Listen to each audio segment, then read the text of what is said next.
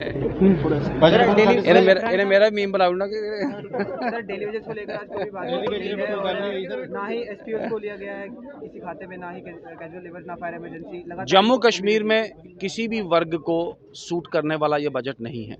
ये बजट अपने आप में फ्रॉड है। ये बजट बहुत बड़ा झूठ है, बहुत बड़ा धोखा है जम्मू कश्मीर के लोगों के लिए। इस बजट को डिसमिस करना, इस बजट को रिजेक्ट करना, और उमर अब्दुल्ला सरकार ने पहले ही साल अपनी क्रेडिबिलिटी, अपनी ज़मीन जिसे कहते खो दी है।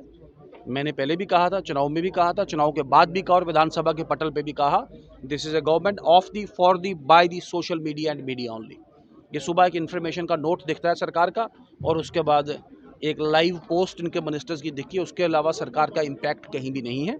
आज इस बजट के साथ सरकार के बिल्कुल पैर उखड़ गए हैं।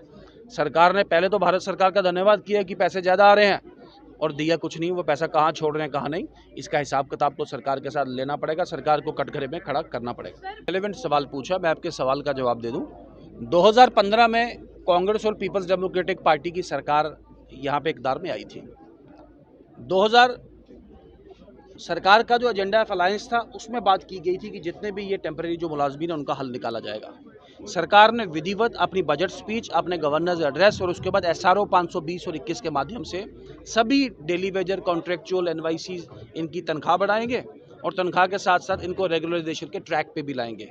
ये पहली बार भारतीय जनता पार्टी की सरकार के दौरान ही ये पॉसिबल हुआ कि सबको ऑनलाइन करके उनका एक रिकॉर्ड किया गया, उनकी गिनती की गई, लेकिन किसी वजह से सरकार रह नहीं पाई। अब LG शासन और प्रशासन था। लेफ्टिनेंट गवर्नर और गवर्नर का जो शासन होता है वो एपॉलिटिकल होता है और वो मेजर पॉलिसी डिसीजन लेता नहीं है। इसीलिए गवर्नर साहब ने थोड़ा दूर रखा अपने आप को। आज सरकार बनी, उम्मीद थी, हमने लिख के दिया है।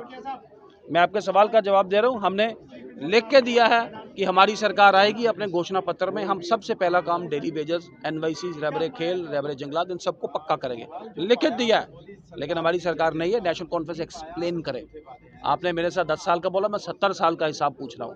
94 के बाद इनकी सरकारें थी, किसी को पक्का नहीं किया गया, ना कोई पॉलिसी लाई गई, ना कोई ऐसा प्रावधान